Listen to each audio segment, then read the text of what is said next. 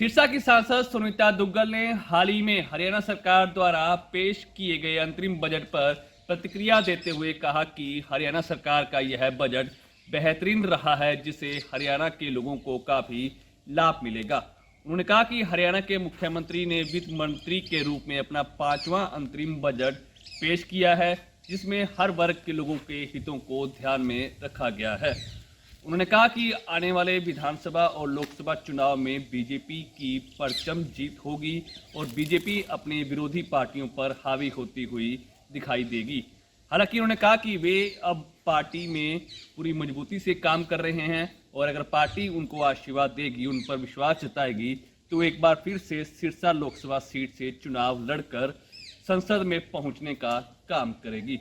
उन्होंने कहा कि सिरसा लोकसभा क्षेत्र के लोगों ने उनको पूरा प्यार और आशीर्वाद दिया है और दूसरी बार सांसद बनकर वो प्यार और स्नेह को पूरी तरह से जनता के बीच में जाकर बांटने का काम करेगी। इसके अलावा आज हाल ही में इंडिया गठबंधन यानी कि आम आदमी पार्टी और कांग्रेस पार्टी का गठबंधन होने पर प्रतिक्रिया देते हुए कहा कि हरियाणा में न तो आम आदमी पार्टी का कोई वजूद है और कांग्रेस की गुटबाजी के कारण हरियाणा में लगातार कांग्रेस कमजोर होती हुई दिखाई दे रही है। उन्होंने दोनों ही पार्टियों के नेताओं द्वारा हरियाणा में लोकसभा चुनाव में परचम लहराने के सवाल पर प्रतिक्रिया देते हुए कहा कि आज हरियाणा में बीजेपी का कोई भी विकल्प नहीं है। ऐसे में कांग्रेस पार्टी और आम आदमी पार्टी को एक बार फिर से हार का सामना करना पड़ेगा। सिरसा से विजय कुमार, इंडिया न्यूज़ हरियाणा। बात की जाए तो लोकसभा चुनाव के लिए अब कांग्रेस और आम आदमी पार्टी का गठबंधन हो गया है। कुछ सीटों पर बंटवारा भी हुआ है। बात की जाए हरियाणा में अब 9 सीटों पर कांग्रेस और 1 सीट पर आम आदमी पार्टी चुनाव लड़ेगी। क्या रिएक्शन क्या आपका? देखिए, ऐसा है कि आपने देखा होगा कि पहले इन लोगों ने जो है एक इंडी गठबंधन जो बनाया था और किस तरह से एक एक करके इनके सभी साथी जो है, सबसे पहले बिहार के अंदर जो है इनके साथी जो है वो गए। तो मुझे लगता है कि जो है सभी के सभी बारी बारी से इनके जो है पास से सब चले गए हैं। ऐसे उसमें कोई एक स्वार्थ को लेकर अगर कुछ लोग आपस में मिलकर अगर ये सोचते हैं कि वो यहाँ पर कुछ ऐसा जो है कुछ चमत्कार कर देंगे, तो यहाँ की जनता सब समझती है। जिस तरह से माननीय प्रधानमंत्री नरेंद्र मोदी जी के नेतृत्व में जो केंद्र की सरकार काम कर रही है, उससे बहुत संतुष्ट हैं यहाँ के लोग। और उसी तरह से ही माननीय मुख्यमंत्री मनोहर लाल जी जिस तरह से काम कर रहे हैं हरियाणा के अंदर, तो उससे लोगों के अंदर बहुत संतोष है। इन दोनों हमारे जो नेतृत्व हैं उनको ध्यान में रखते हुए, इनके काम को ध्यान में रखते हुए मुझे लगता है कि जनता जो है वो फिर से भारतीय जनता पार्टी की सरकार जो है वो तीसरी बार रिपीट करेगी, केंद्र में भी और राज्य में भी। गठबंधन का दावा है कि इस बार हरियाणा की 10 की 10 सीटों पर परचम लहराएंगे और बीजेपी को पराजय का सामना करना पड़ेगा। देखिए, अभी तक उनमें से आप देख रहे होंगे कि जिनके भी इनके जो बड़े नेता, जिनको कहा जाता है कि ये बड़े नेता हैं, कोई भी आगे नहीं आ रहा है लोकसभा के चुनाव के लिए। पूरी की पूरी 10 के 10 के अंदर आपको कहीं कोई चेहरा जो है ऐसा आगे नहीं आ रहा है ये कह रहा हो कि भी मैं जो है लोकसभा का चुनाव यहाँ से लड़ूंगा।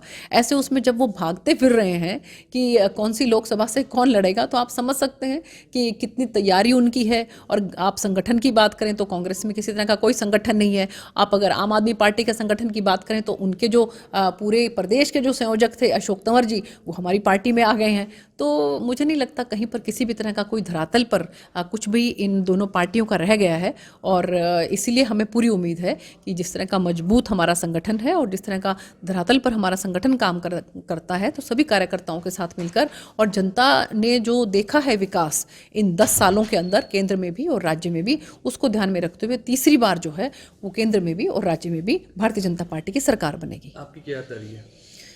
तैयारी देखिए, ऐसा है कि एक कार्यकर्ता के तौर पर हमारी पूरी तैयारी है। और जैसा कि समय आने पर अगर संगठन मुझ पर विश्वास व्यक्त करता है और मुझे यहाँ से फिर से जो है मौका देता है, तो मैं ज़रूर जो है पूरी मेहनत के साथ कार्यकर्ताओं के साथ मिलकर, यहाँ की जनता ने जो प्यार और स्नेह दिया है उसके बदौलत, उनके आशीर्वाद से मुझे पूरी उम्मीद है कि हम भी दूसरी बार फिर से जो है यहाँ से सांसद बन सकते हैं।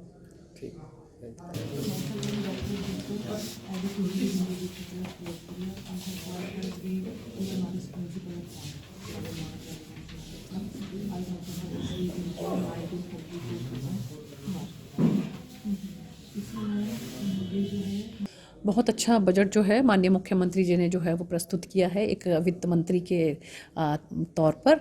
और 1,89,000 करोड़ रुपए का जो बजट है वो प्रस्तावित जो है अब की बार किया। और इसके अंदर मुझे लगता है कि जितने भी विभाग हैं उन सभी विभागों के अंदर जो है वो बजट को बढ़ाया गया है। और इस बात की मुझे बड़ी खुशी है कि जो हमारे किसान भाइयों हैं उनके लिए खासकर जो है ब्याज और जो जुर्माना है उसको माफ़ करने का काम माननीय मुख्यमंत्री जी ने किया है। इसके लिए मैं तहे दिल से उनका धन्यवाद करती हूँ। कोई नया कर जो है इसके अंदर नहीं लगाया गया है। और जो हमारे खासकर जो हमारी गरीब जो जनता है उनको खास ध्यान में रखते हुए 1,80,000 रुपये तक की आय वाले जो हमारे भाई हैं उन पर खास ध्यान रखा गया है। और हर तरह की जो पेंशन है उसको ये एक 3,000 रुपीज़ जो है उसका एक थ्रेशोल्ड लेवल रख दिया है कि 3,000 से कम जो है वो पेंशन वालों का किसी भी तरह से करके 3,000 मिनिमम जो है वो पेंशन दिया जाएगा। इसके साथ साथ मुझे बड़ी खुशी है इस बात की कि माननीय मुख्यमंत्री जी ने जो हमारे जो शहीद हैं उनको भी ध्यान में रखते हुए जो शहादत वाले जो हमारे जवान हैं उनके लिए 1 करोड़ रुपया उन्होंने रखा है।